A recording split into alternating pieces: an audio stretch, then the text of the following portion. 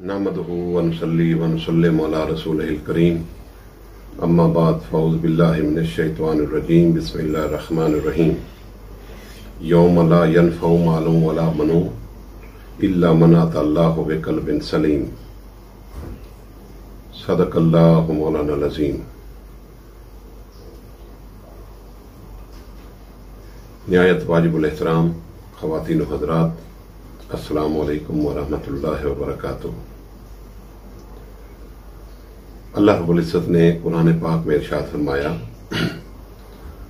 कि एक दिन ऐसा भी आएगा कि जब ना कोई माल फायदा देगा और ना कोई औलाद फायदा देगी। सिर्फ एक शख्स या एक किस्म के लोग वो फायदे में होंगे, बाकी सब नुकसान में होंगे। बारी ताला वो कौन से लोग होंगे जो फायदे में रहेंगे? फरमाया कि जो मेरे हुजूर सलामती वाला बेऐब दिल लेकर हाजिर हुए, वो लोग सिर्फ फायदे में होंगे, बाकी सब नुकसान और घाटे में होंगे। अब दोस्तों, आज की निशस्त जो है बड़ी अहम और बड़ी माने खेज होगी कि, लेकिन आपकी तवज्जो चाहूंगा। याद रखना कि अल्लाह के हुजूर ये जिस्म नहीं, रूह जाएगी। और ये बात जो अल्लाह रब्बुल इज़्ज़त ने फरमाई कि मेरे हुजूर सलामती वाला बेऐब दिल लेकर जो हाजिर हुआ वो कामयाब है, तो वो रूह के दिल की बात हो रही है, ना कि जिस्म का दिल। अब मैं इसमें थोड़ा फर्क आपको बताता चलूं कि एक जिस्मानी दिल है और एक रूहानी दिल है। जिस्मानी दिल वो पंप करता है, खून की सर्कुलेशन करता है, बस उसका काम यही है। रूहानी दिल, उस रूहानी दिल में बीमारियां होती हैं, इसकी बीमारियां और होती हैं, जिस्मानी दिल की बीमारियां और होती हैं, और रूहानी दिल की बीमारियां और होती हैं। तो आज मैं सबसे पहले तो इस फर्क को वादे कर दूं ताकि आप इस बारे में क्लियर हों कि ये जो बात फरमाई जा रही है कुरान पाक में, ये रूहानी दिल के बारे में है या जिस्मानी दिल के बारे में है। जब तक आप क्लियर नहीं होंगे, गुफ्तगू समझ में नहीं आएगी। जिस्मानी दिल के बीमारियां और होती हैं और रूहानी दिल की बीमारियां और होती हैं। जिस्मानी दिल की जो बीमारी है, वाल का बंद हो जाना, ब्लड प्रेशर का ऊपर नीचे हो जाना, और खून की सर्कुलेशन पूरे तरीके से ना होना, दिल की धड़कन का ऊपर नीचे हो जाना, ये सब बीमारियां किस चीज की हैं? ये जिस्मानी दिल की बीमारियां हैं, वाल का बंद हो जाना।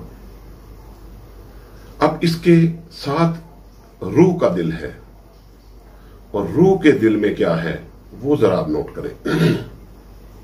उसकी बीमारियां बता रहा हूं। तकब्बुर है, हसद है, हिर्स व हविस है, दुनिया की जाहो मनसब की तमा और लालच है,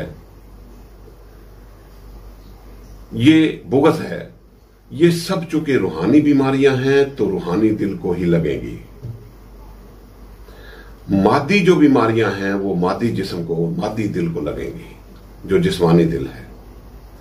अब ये मजीद इसको आसान करूं कि इसके डॉक्टर्स भी और हैं, रूहानी दिल के, और जिस्मानी दिल के डॉक्टर और हैं, रूहानी दिल के डॉक्टर और हैं। रूहानी दिल के हॉस्पिटल भी और हैं और तरीका तशखीस भी और है, और जिस्मानी दिल का हॉस्पिटल और है और तरीका तशखीस भी और है। बीमारियां भी अलग अलग हैं, हॉस्पिटल भी अलग अलग हैं, डॉक्टर भी अलग अलग हैं। जिस्मानी दिल के डॉक्टर अलग हैं, रूहानी दिल के डॉक्टर अलग हैं। अब मैं एक मिसाल आपको देके इसको वाज़ेह करूं कि अगर आप कार्डियोलॉजी सेंटर चले जाएं, जो दिल का हॉस्पिटल है, और उस जगह सारे डॉक्टर तकरीबन वो हार्ट स्पेशलिस्ट ही होते हैं, और उन्हें जाकर आप ये कहें कि मेरे दिल में तकब्बुर पैदा हो गया है, हसद आ गया है, बुग़्ज़ आ गया है, आप इसका इलाज करें। वो कहेंगे हमने 50 साल तक पढ़ा है, हमने कभी ये बीमारियां इस दिल के अंदर हमने नहीं पढ़ी, ना हमारी किताबों ने बताई। हमने तो जिस्मानी दिल के मुतालिक पढ़ा है और हम उसी के डॉक्टर हैं। ये बीमारियां इस दिल के अंदर नहीं होती जो हमारे सामने दिल है। इसका काम है ब्लड की सर्कुलेशन करना, वो कर रहा है, वो ठीक है। अब उसमें हसद आया है, बुग़्ज़ आया है, तकब्बुर आया है, इनाद आया है, लालच आया है, तमा आया है, हमें उसका इल्म नहीं, वो इस दिल में नहीं आता।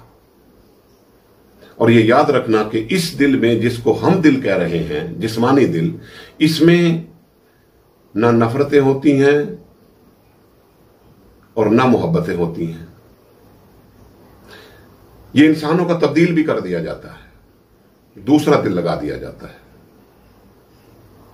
तो क्या उसके सारे एहसासात खत्म हो जाएंगे? नहीं, ऐसा नहीं होगा। अब मैं आगे चलता हूं। इसका तरीका तशखीस भी और है। इसके पास ईसीजी मशीन है कार्डियोलॉजी में, उसका तरीका तशखीस और है। वो डॉक्टर ये कह रहे हैं कि जी हम इसका इलाज नहीं कर सकते, आप किसी ऐसे डॉक्टर के पास जाएं, ऐसे तबीब के पास जाएं जो तबीब इस रूहानी दिल का इलाज करे। ये बीमारियां जो आप बता रहे हैं, हिर्स, हविस, तकब्बुर, इनाद, ये बीमारियां इस दिल में नहीं हैं जिस दिल को हमने पढ़ा है। लिहाजा आप किसी ऐसे हार्ट स्पेशलिस्ट पे जाएं जो रूह के दिल का इलाज जानता हो, उसकी बीमारियों का उसे सारा पता होगा। लिहाजा आप उसके पास चले जाएं, वो इन बीमारियों के मुतालिक खूब जानता होगा। ये बीमारियां रूहानी दिल की हैं, जिस्मानी दिल की नहीं हैं। डॉक्टरों ने साफ जवाब दे दिया, वो उसका इलाज नहीं कर सकते। अब देखना यह है कि इसका इलाज कौन करेगा। हां, इसका भी डॉक्टर है, और इसके डॉक्टर का नाम है रूहानी हार्ट स्पेशलिस्ट, अल्लाह का वली।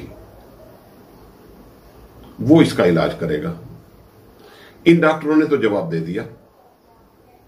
हजरत बायजीद बुस्तामी रहमतुल्लाह ताला अलैह, वो अल्लाह के वली, उनके पास एक शख्स आता है। ये बात सुनेंगे आप तो आपको समझ आ जाएगी कि हां मामला क्या है। वो शख्स आया और उसने आके कहा कि हुजूर, मैं बैयत करने के लिए आया हूं, आप मुझे बैयत फरमा लें। आपने उसके अंदर झांक के देखा, जिसके बारे में हुजूर अलैहिस्सलातु वस्सलाम की हदीस पाक है कि आका कायनात सल्लल्लाहु अलैहि वसल्लम ने फरमाया, इत्तकू फरासतुल मोमिन फइन्नहु यंज़ुरु बिनूरिल्लाह। मोमिन की फरासत से डरो, क्योंकि वो अल्लाह के नूर से देखता है। ये उसकी ईसीजी मशीन है। जिस तरह इन डॉक्टरों के पास ईसीजी मशीन होती, इसी तरह उसके पास ईसीजी मशीन, क्योंकि उसकी भी तो आंख ही है ना, वो आंख ही तो देख रही है। ईसीजी जो अंदर देख रही है उस दिल को, ईको की मशीन है, अल्ट्रासाउंड की मशीन है, ये आंख ही है जो अंदर देखती है। अल्लाह के वली के पास ये मार्फत की आंख है। इत्तकू फरासतुल मोमिन फइन्नहु यंज़ुरु बिनूरिल्लाह।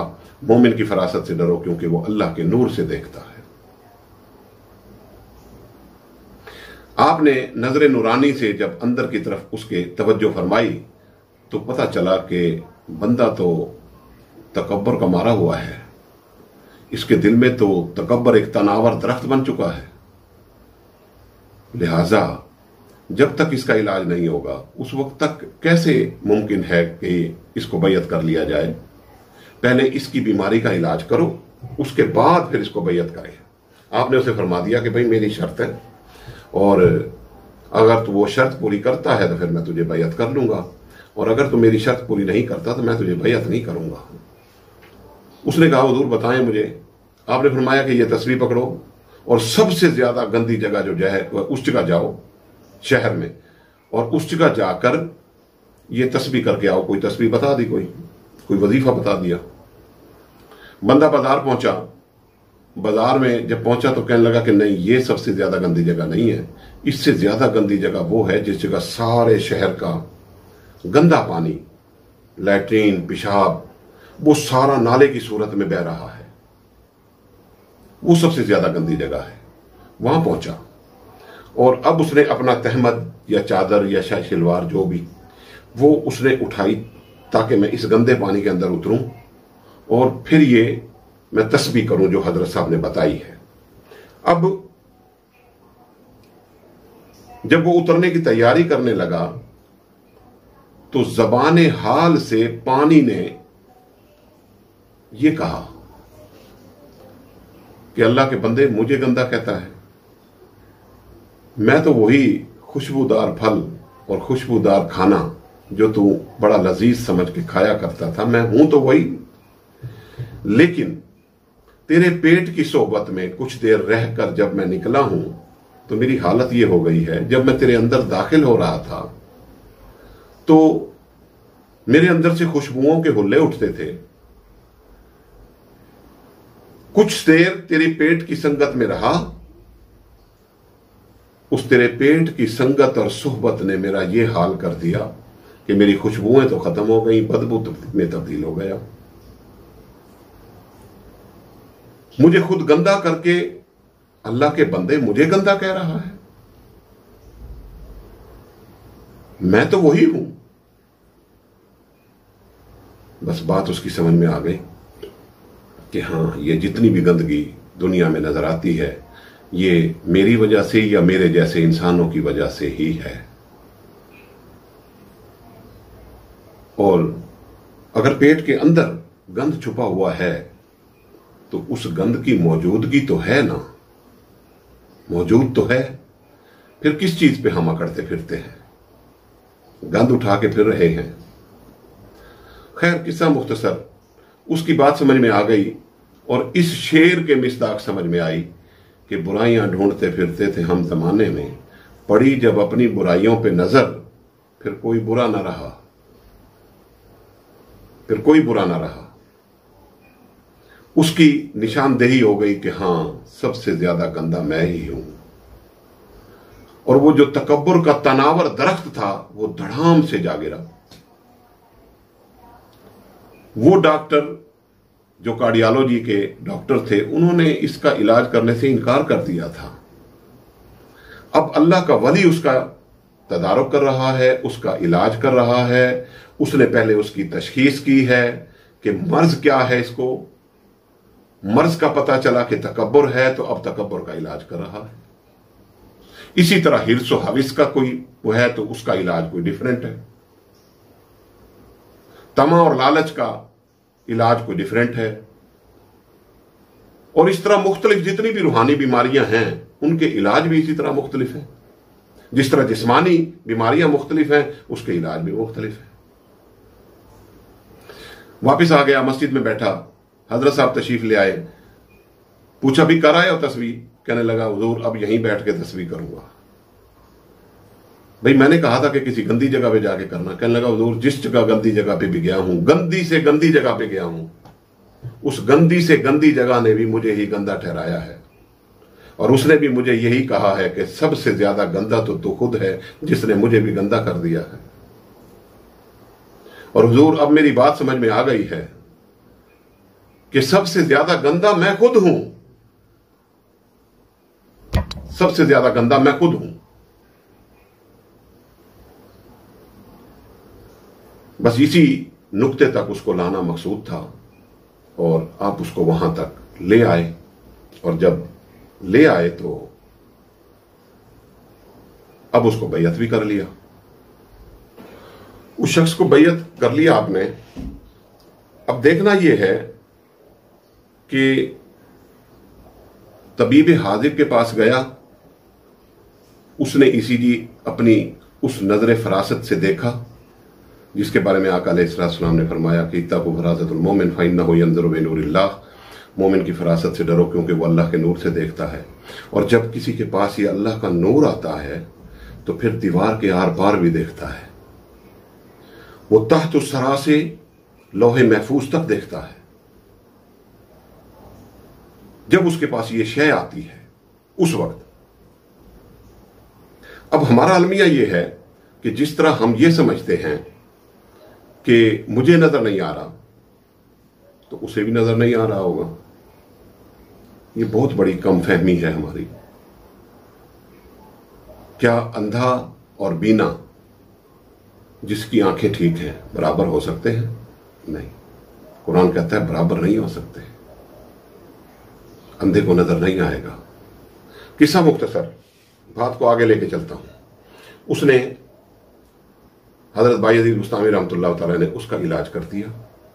अब इसको मजीद आपको एक्सप्लेन करने के लिए, मजीद आपको डिटेल से थोड़ा सा और समझा दूं।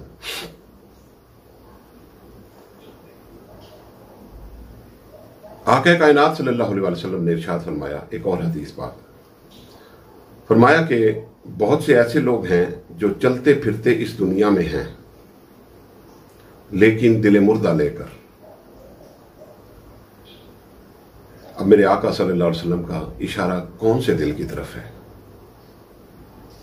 अगर दिल मुर्दा हो गया, इसकी तरफ इशारा हो, इस जिस्मानी दिल की तरफ इशारा हो, अगर वो दिल मुर्दा हो गया है तो वो चले फिरेगा कैसे? पता चला कि आका अलैहिस्सलाम का इशारा इस जिस्मानी दिल की तरफ नहीं है बल्कि रूहानी दिल की तरफ है कि बहुत से ऐसे हैं जो चलते फिरते हैं इस दुनिया में लेकिन दिल मुर्दा लेकर। वो रूह का दिल मर गया है। अगर ये मर जाए तो चले फिरेंगे कैसे?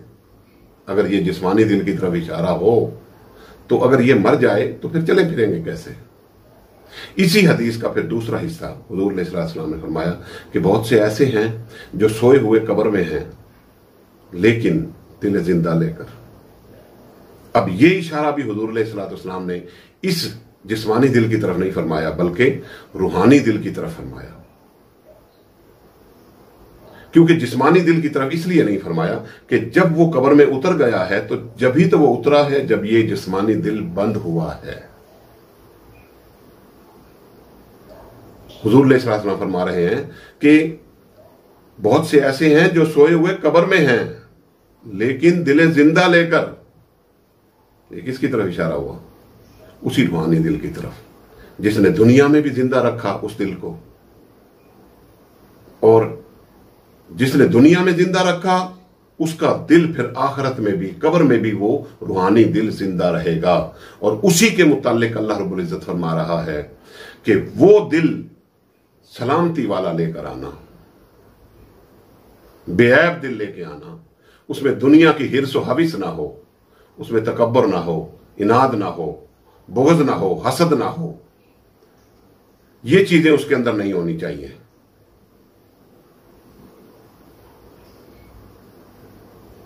अब ये हदीस पाक के मफ़हूम से ये सारी बात वाज़ेह हो गई कि ये दिल और है जिसको हम दिल कहते हैं। हमने आज तक नहीं समझा, हम यही समझते रहे यही दिल है और इसी में नफरतें, इसी में मोहब्बतें, इसी में कदूरतें, इसी में बुग़्ज़, इसी में हसद। नहीं दोस्तों, हमारे एक दोस्त हैं, उनका दिल ही निकाल दिया गया, दूसरा दिल फिट कर दिया गया। तो क्या उसके एहसासात खत्म हो जाएंगे? उसकी ताल्लुक, उसकी रिश्तेदारी, उसकी मोहब्बतें, उसकी नफरतें वो खत्म हो जाएंगी? नहीं। पता चला कि ये सारी चीजें रूहानी दिल से वाबस्ता हैं। और ये जो दिल है तो ये किस काम का है? ये ब्लड की सर्कुलेशन के काम का है।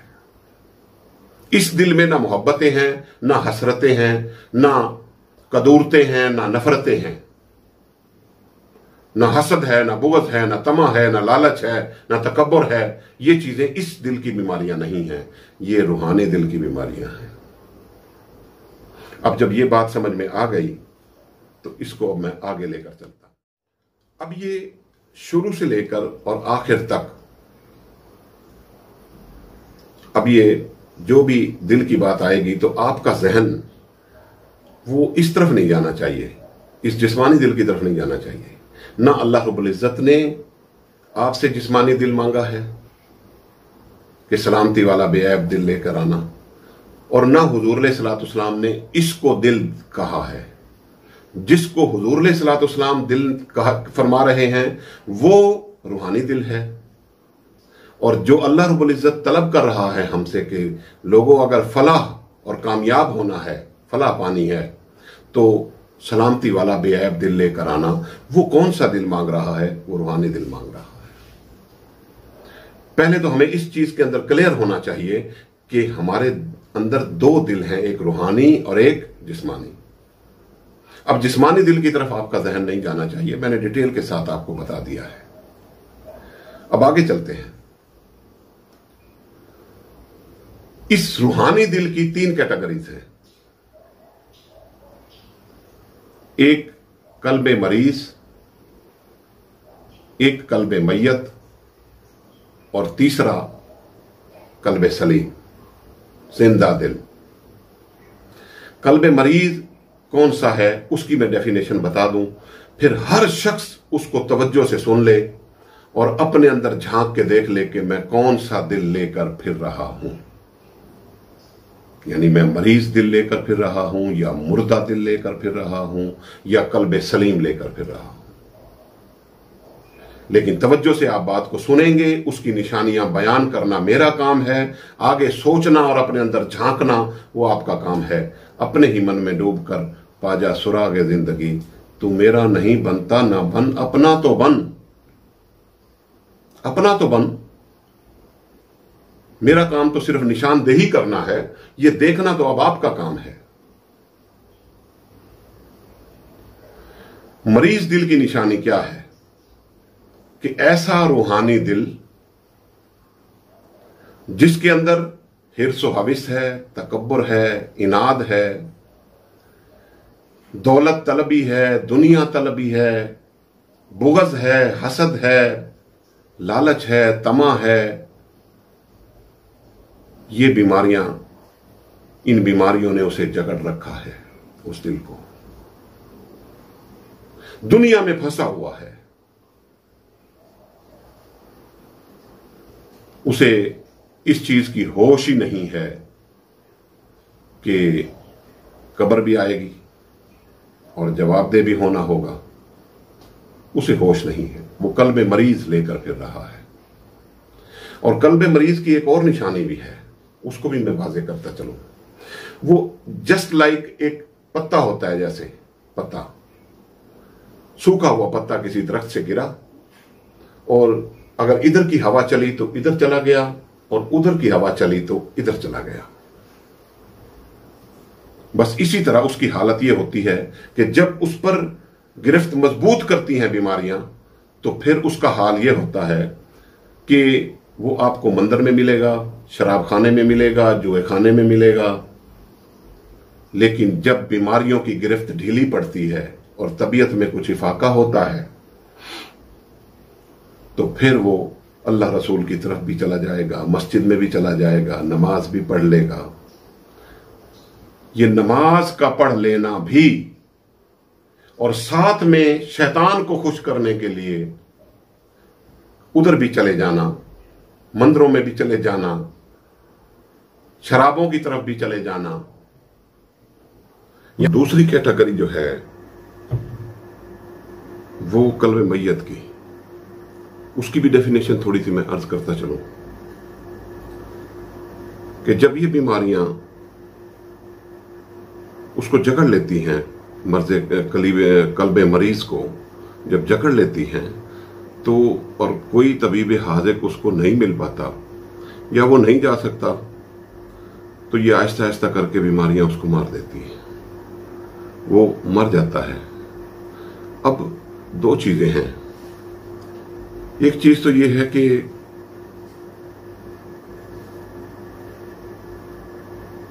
इसमें अगर वो कल्ब मरीज है तो उसका इलाज आसानी से हो सकता है, और अगर वो कल्ब मैयत में तब्दील हो गया है तो इलाज तो फिर भी हो सकता है, ये बात नहीं है। अल्लाह रब्बुल इज्जत ने अपने वली को बड़ी ताकत से नवाजा है। और ये बात अच्छी तरह सुन लें, समझ लें कि नबी का मौजज़ा हो, रसूल का मौजज़ा हो, या किसी वली की करामत हो, कोई भी हो, दोनों चीजों में से।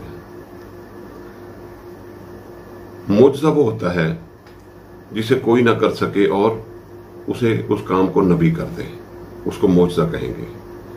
और जिसे कोई ना कर सके और उसे वली कर दे, उसको करामत कहेंगे। और जिसे कोई ना कर सके और उसे हिंदू और काफिर कर दे तो उसे इस्तदराज कहेंगे, वो जादू है। अब पहली जो दो कैटेगरी हैं, नबी की और वली की, इन दोनों के पीछे बेशक ज़हूर, उनका मौजज़े का ज़हूर नबी से हो रहा होता है और करामत का ज़हूर वली से हो रहा होता है, इसमें कोई शक नहीं, ज़हूर उन्हीं से होता है। लेकिन उसके पीछे ताकत अल्लाह रब्बुल इज्जत की ही कार फरमा होती है। ये बात अच्छी तरह जहन नशीन कर लें। और जो आज हम झगड़े में पड़े हुए हैं, उस झगड़ों से, उन झगड़ों से बाहर आए।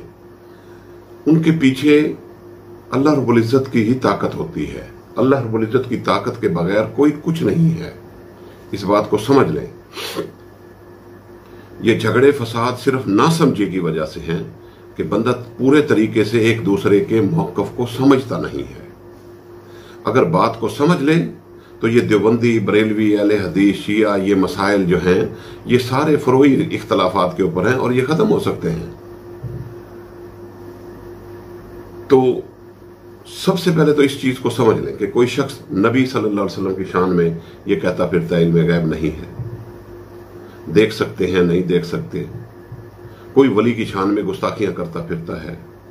ये बात अच्छी तरह जहन नशीन कर लें कि इनके पीछे अगर इनसे कोई करामत का ज़हूर होता है या नबी से मौजज़ात का ज़हूर होता है, या जो नबी को अल्लाह रब्बुल इज्जत ने ताकत अता फरमा रखी है, या जो वली को अल्लाह रब्बुल इज्जत ने ताकत अता फरमा रखी है, वो सारा का सारा कमाल तो अल्लाह रब्बुल इज्जत की ताकत का ही है। ये बात अच्छी तरह जहन नशीन कर लें आप। कल्ब मैयत जो है, कल्ब मैयत ये है कि जब उसको वो हकीम हाजिर ना मिल सका और वो बीमारियों ने उस मर्ज़े कल्ब मरीज को मार दिया, वो मर गया वो, तो अब उसकी एक निशानी है। और वो निशानी ये है कि पहले कभी उससे गुनाह होता था जब तक वो कल्ब मरीज लेकर फिर रहा था। तो पहले जब तक उससे कोई ऐसा मामला होता था, गुनाह का कोई काम होता था, तो वो पशेमान होता था। लेकिन अब पशेमान नहीं होता, अब उसका दिल जरी हो जाता है और वो गुनाह के काम भी सवाब समझ के करता है, जिसकी वजह से ये उसमें फर्क आ जाता है कल्बे मरीज में और कल्बे मैयत में, कि अब वो मर गया है। वो लोग कहते हैं ना कि इसका ज़मीर मर गया है, इसका ज़मीर मर गया है। तो वो ज़मीर क्या है? यानी उसको, उसके दिल को, रूहानी दिल को अब हक व बातिल की पहचान नहीं, उसको रिश्तों की पहचान नहीं। उसको फिर ये कहा जाता है कि इसका ज़मीर मर गया है। हाँ, वो ज़मीर जो कहा जा रहा है वो वही रूहानी दिल है, ये कोई और कैटेगरी नहीं है। अब कल्ब मैयत की ये निशानी है कि अब वो जरी हो जाता है और गुनाह के काम भी सवाब समझ के करता है। जो कभी गुनाह करने के बाद रो लिया करता था अल्लाह के हुजूर, पशेमान हुआ करता था, अब वो पशेमान नहीं होता, जरी हो जाता है। आखिरी कैटेगरी कल्ब सलीम। कल्ब सलीम ये है कि जिसमें हसद, बुग़्ज़, तकब्बुर, इनाद दुनिया की हिर्स व हवेस, ये चीजें उसके अंदर ना हो। पाक साफ और मुनज़्ज़ा दिल होता है, दुनिया की हिर्स व हवेस से भी पाक होता है।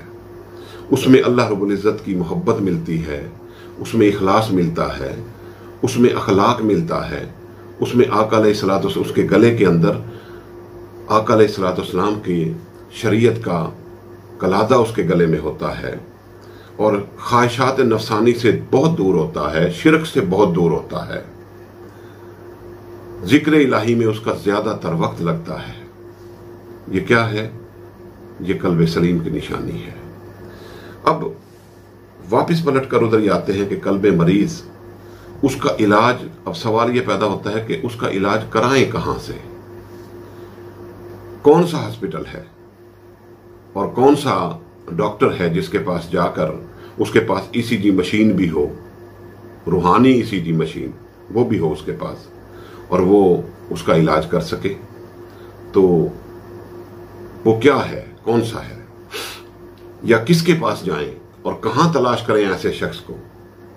तो उसकी बड़ी सादा सी मैं आपको मिसाल दे देता हूं और दलील दे देता हूं कि आका कायनात सल्लल्लाहु अलैहि वसल्लम की हदीस पाक है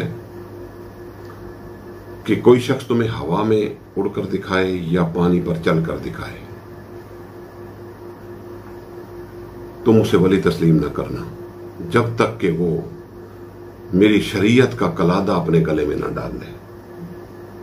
ये सवाल उठता है, लोग पूछते हैं कि जी यहां तो हर शख्स पीर बना बैठा है, आप किस पीर की बात कर रहे हैं?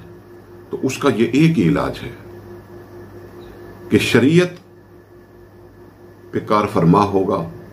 हुजूर अलैहिस्सलातु वस्सलाम ने जो फरमा दिया, इससे बड़ी कोई डेफिनेशन और कोई नहीं कर सकता कि कोई पानी पे चल के दिखाए तुम्हें या हवा में उड़ के दिखाए।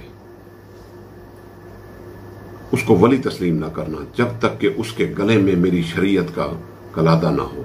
यानी हर काम, उसका उठना बैठना, सोना खाना पीना, उसका कलाम, उसकी लोगों के साथ डीलिंग, मामलात, इबादात, ये सब सारी की सारी शरीयत के ताबे ना हो जाएं। जब वो शरीयत के ताबे हो जाती हैं तो फिर अल्लाह रब्बुल इज़्ज़त उसको वो नूरानी नजर अता फरमा देता है, जिसके बारे में हुजूर अलैहिस्सलातु वस्सलाम ने फरमाया, इत्तक़ू फ़रासतल मोमिन व इन्नहु यंज़ुरु बिनूरिल्लाह, मोमिन की फरासत से डरो क्योंकि वो अल्लाह के नूर से देखता है। एक और बुजुर्ग का वाक़या आता है, वो भी मैं शेयर करता चलूं आपके साथ साथ, कि किसी शख्स ने किसी आलिम से पूछा कि मैं किसी के पास जाना चाहता हूं और मेरा ये मसला है, मेरा ये सवाल है, इसको ज़रा हल फरमा दे। तो उस आलिम ने कहा कि ये आपका जो सवाल है, जो बुजुर्ग बकरियां चरा रहे हैं पहाड़ पर, वो आपके इस सवाल का जवाब दे सकते हैं, मैं नहीं दे सकता। वो शख्स जिसने सवाल किया था, वो शख्स सफर तय करके और वहां पहुंचा तो देखा कि वो बुजुर्ग नमाज में मशगूल हैं और उसकी बकरियों को भेड़िए चरा रहे हैं। अब भेड़ियों की तो खुराक होती है, बकरियां भेड़ियों की तो खुराक है वो, लेकिन वो उसकी हिफाजत कर रहे हैं। वो नमाज में मशगूल हैं। वो शख्स बैठ गया और बड़ा अजीब नजरों से देखने लगा। हजरत साहब, वो बुजुर्ग नमाज पढ़ने के बाद उसकी तरफ मतवज्जे हुए, बेटे कैसे आना हुआ? तो उसने कहा, हुजूर जिस काम से आया था वो तो मैं भूल चुका हूं, पहले मुझे ये बताएं कि ये मामला क्या है कि आप तो नमाज में मशगूल हो गए और पीछे से आपकी बकरियों की हिफाजत कर रहे हैं भेड़िए। तो वो बुजुर्ग मुस्कुराए, फरमाया, बेटे इसमें ताज्जुब की क्या बात है? मैं अल्लाह के काम में मशगूल हो गया हूं। अल्लाह रब्बुल इज़्ज़त ने अपनी मखलूक को मेरे काम पे लगा दिया है, इसमें हैरत की कौन सी बात है? उसके बाद उस अल्लाह के वली ने पत्थर पर तवज्जो फरमाई और उसमें से दूध का चश्मा निकलने लगा और प्याला भर के उस शख्स को पकड़ा दिया।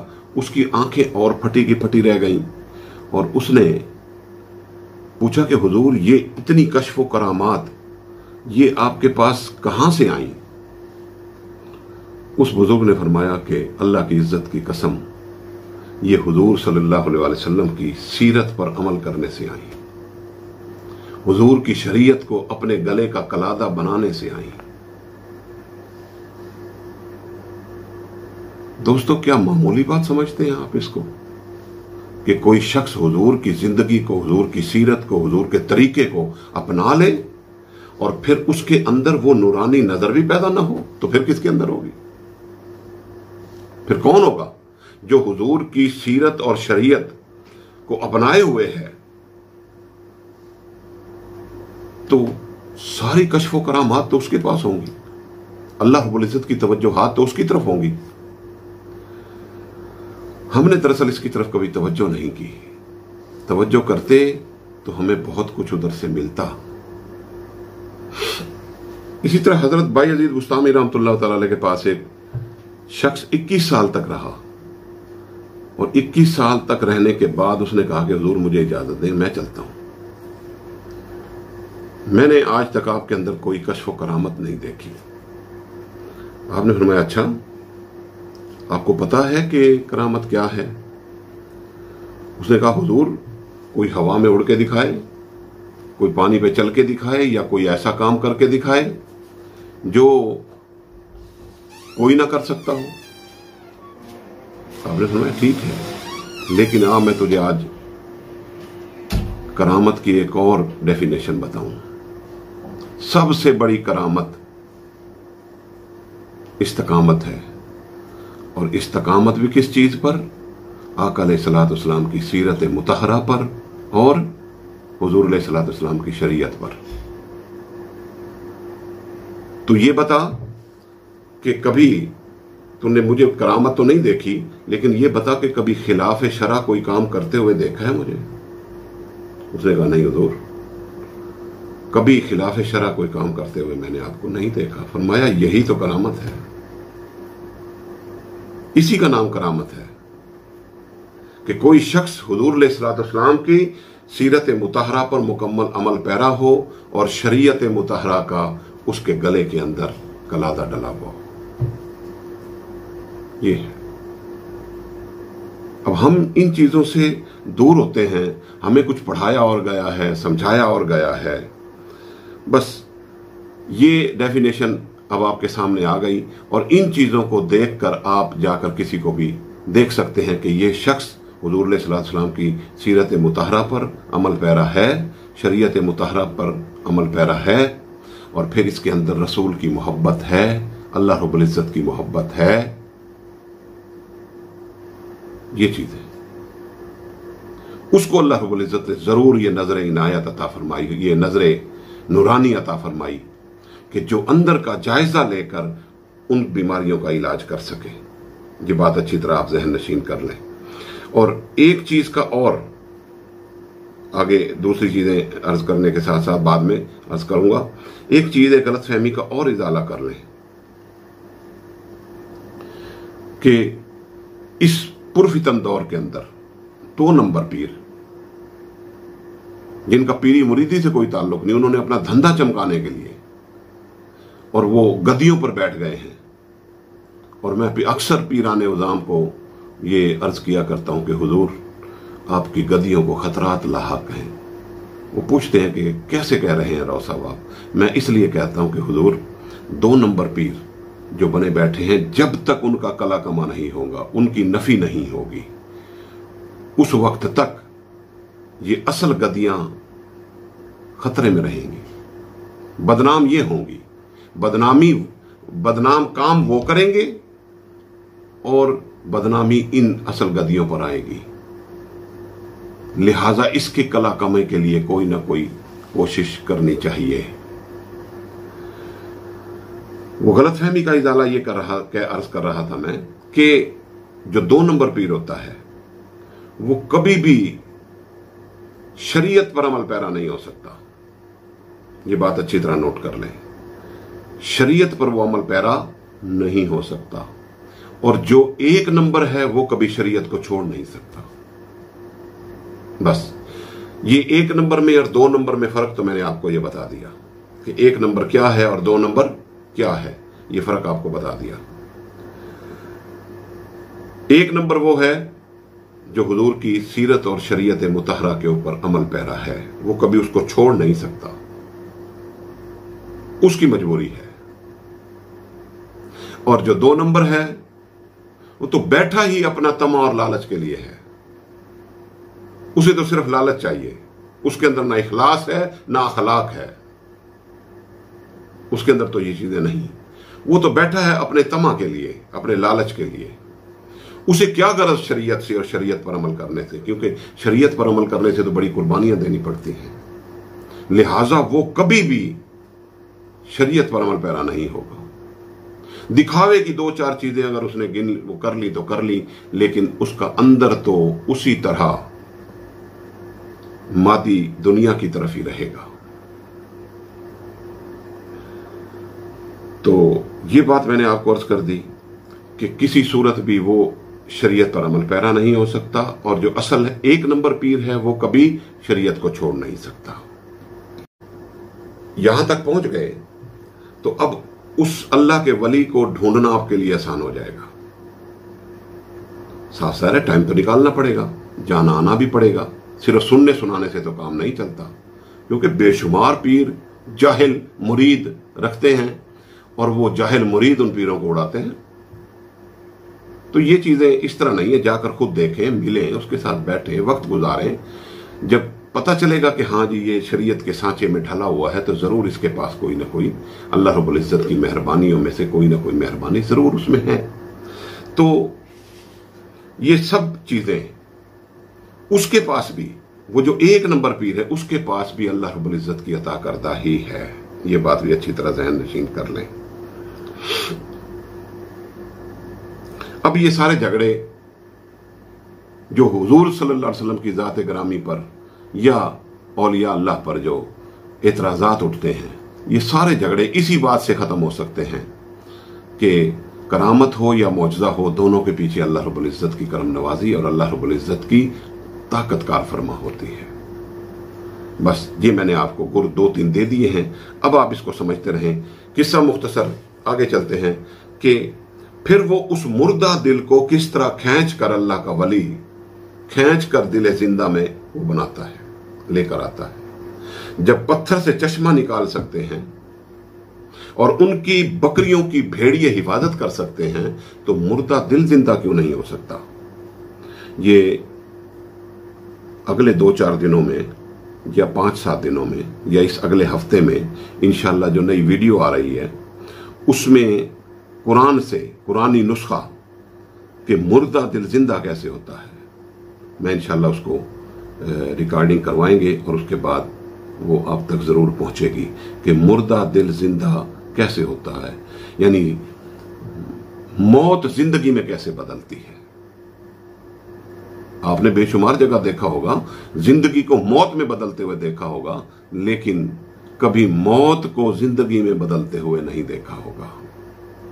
आपको कुरान से बताएंगे इंशाअल्लाह कि मौत जिंदगी में किस तरह बदलती है और मुर्दा दिल जिंदा कैसे होता है। ये आगे अगला इंशाअल्लाह जो प्रोग्राम होगा उस पर अल्लाह ने चाहा तो मैं गुफ्तगू करूंगा। तो वो अल्लाह का वली उसकी तरफ लाता है। और क्यों नहीं, वो मुर्दा दिल क्यों नहीं जिंदा हो सकता। भेड़िए बकरियां चरा सकते हैं,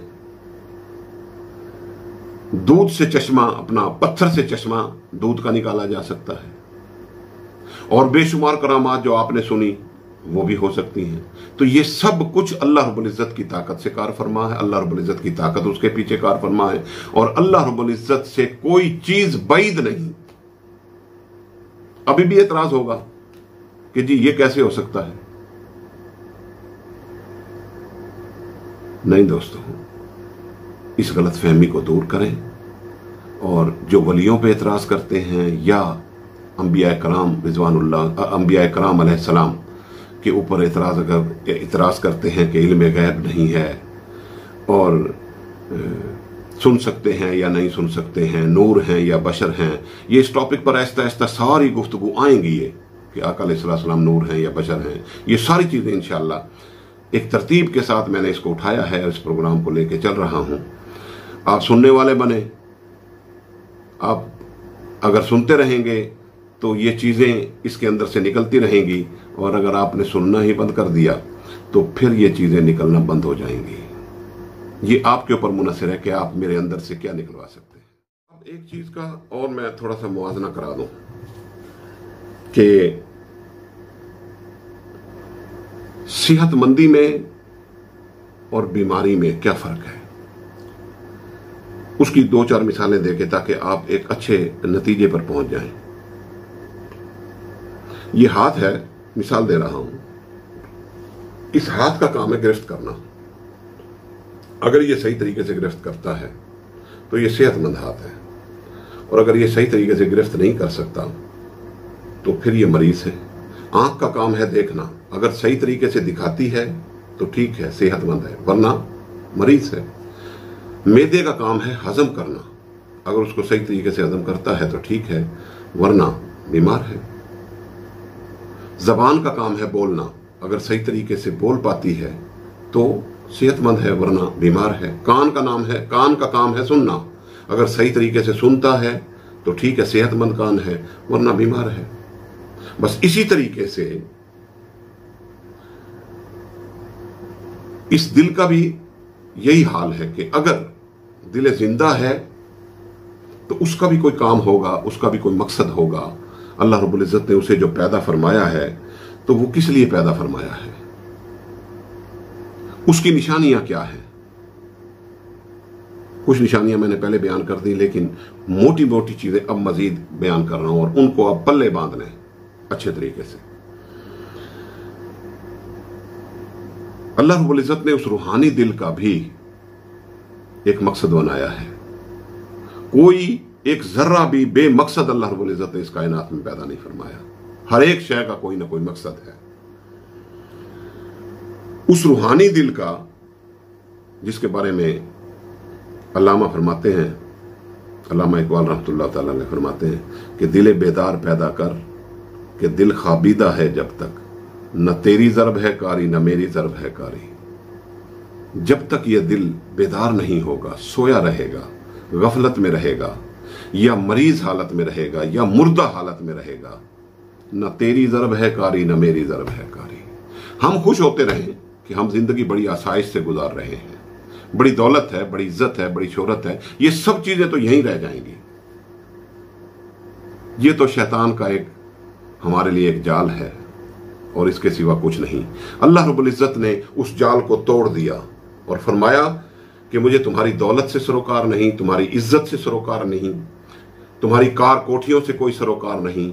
जब तुम मेरे पास आओ तो बेऐब सलामती वाला दिल लेकर आना, बस। अब क्या उसकी तरफ हमारी तवज्जो है, और कितनी है?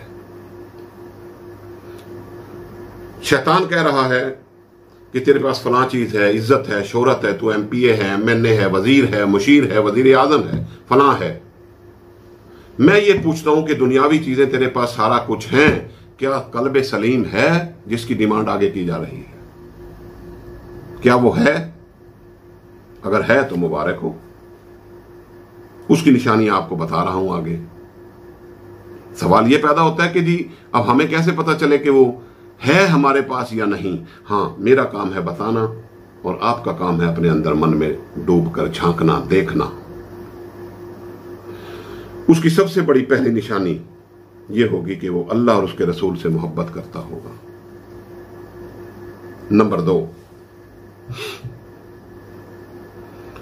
अल्लाह की तरफ रुजू करने वाला होगा। कभी गलती से अगर कोई बात ऐसी हो जाए तो फौरन रुजू करेगा, बारी ताला गलती हो गई, माफ कर दे।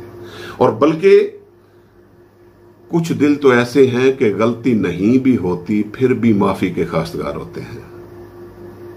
आका कायनात सल्लल्लाहु अलैहि वसल्लम फरमाते हैं कि दिन में 100 मरतबा अल्लाह की बारगाह में इस्तगफार करता हूं, जबकि मेरे आका सल्लल्लाहु अलैहि वसल्लम मासूम हैं, उनसे कोई खता नहीं हो सकती।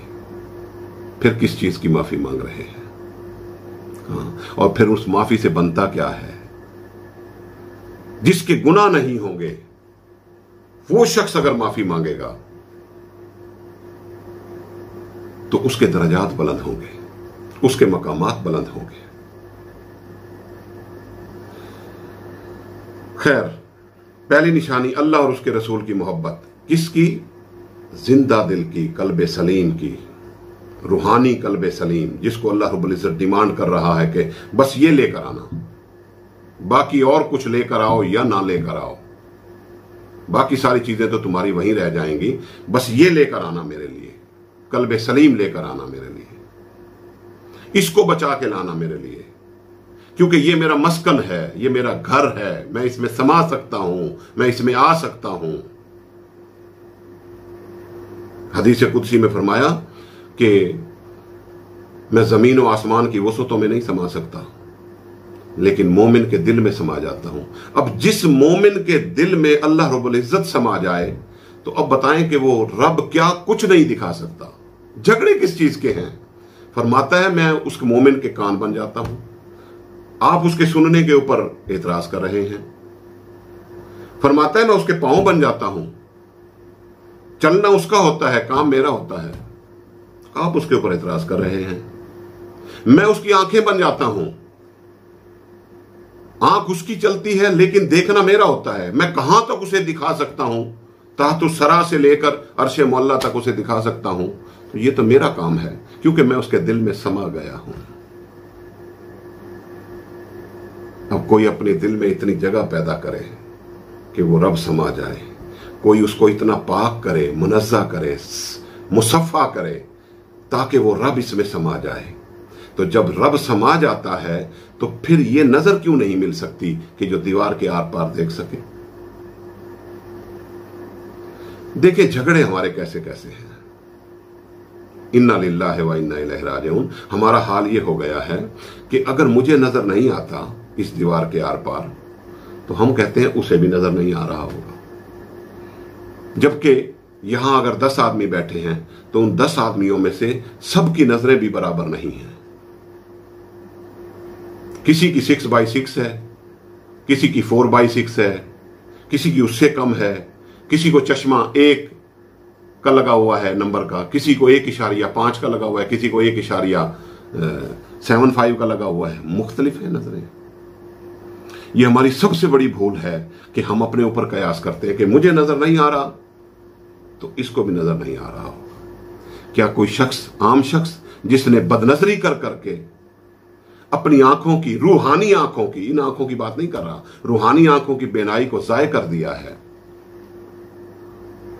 उसकी नजर और एक वली की नजर जिसने कभी बदनजरी नहीं की, कोई ऐसा काम नहीं किया जिससे कि उस रूह की नजर खराब हो, उसकी नजर और उसकी नजर बराबर हो सकती है? नहीं दोस्त, बराबर नहीं हो सकती। मैं अब किसी और जगह ना निकल जाऊं, अपने मौजू पे रहना चाहता हूं। अब एक बात आ गई, अगर आप इजाजत दें तो मैं उसको कर लूं। हर शय की एक आंख है, ये कैमरे की भी एक आंख है।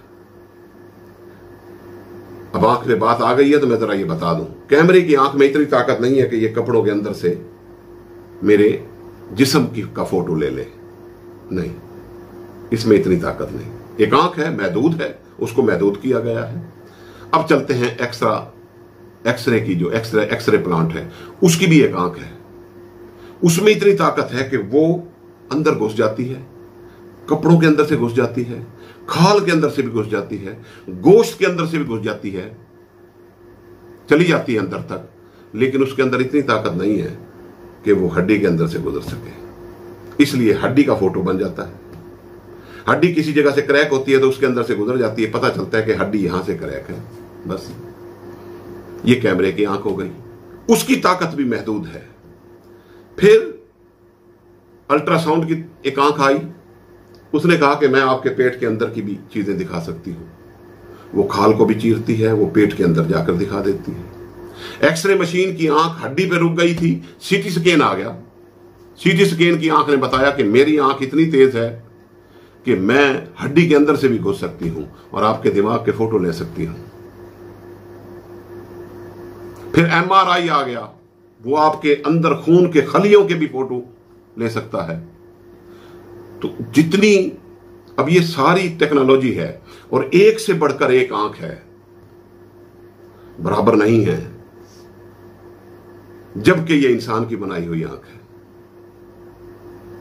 अब इसमें इतनी ताकत है कि ये अंदर की चीज को देख ले, तो रहमान की बनाई हुई आंख में क्या ताकत होगी। अगर कोई उसकी ताकत को जाय ना करे, बदनजरी ना करे, ऐसे काम ना करे कि जिससे इस आंख की बेनाई खत्म हो, ऐसा काम ना करे।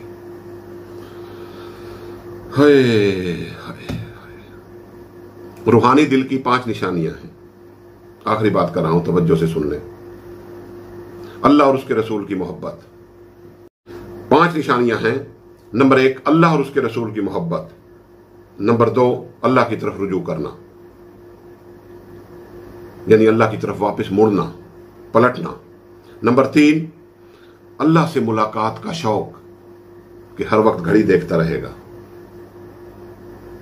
कब 3 बजे और कब मैं अल्लाह के हुजूर जाके खड़ा हूं और कयाम की और सजूद की लज्जतें लूं और अपने रब से कलाम करूं। हजरत मौला अली करमुल्लाह वजहुल करीम फरमाते हैं कि जब मेरा जी चाहता है कि मेरा रब मुझसे कलाम करे,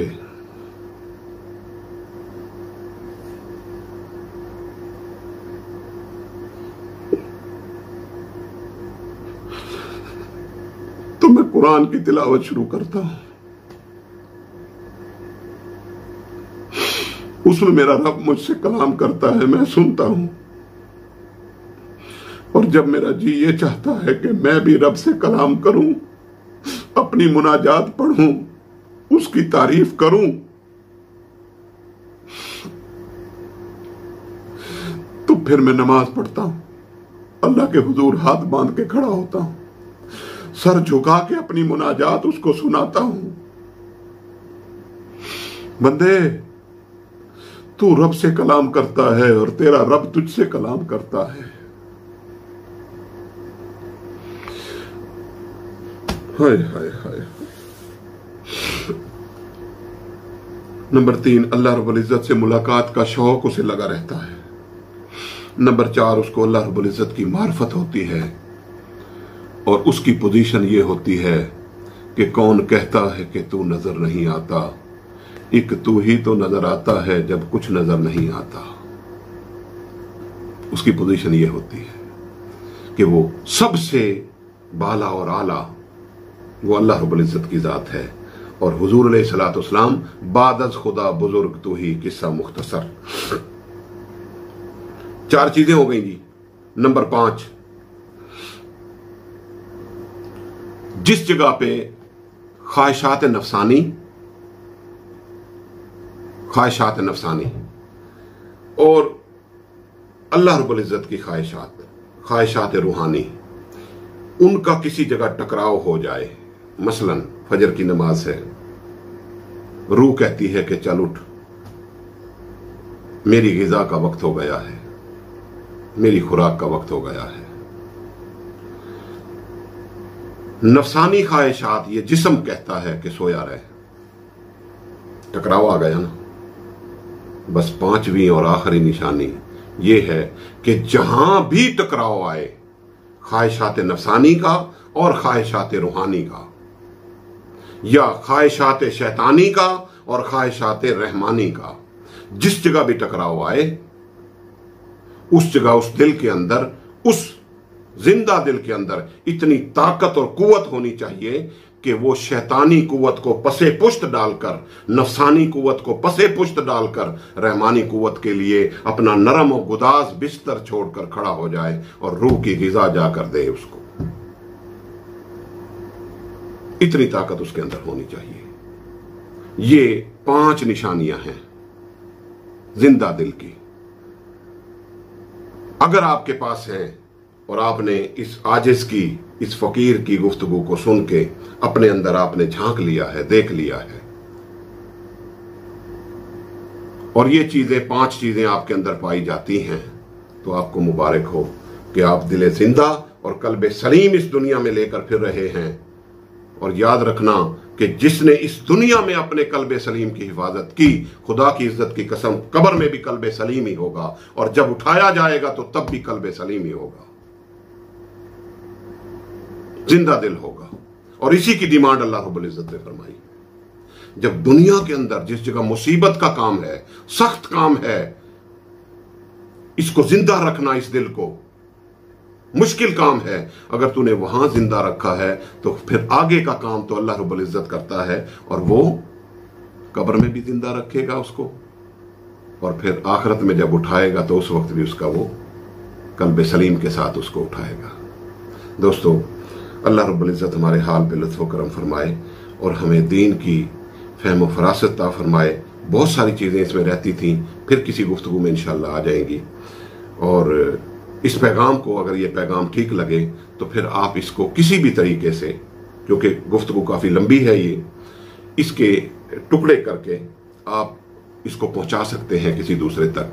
अल्लाह रब्बुल इज्जत हम सब के हाल पे करम फरमाए, रहम फरमाए। वमा अलैना इल्लल बलागुल मुबीन।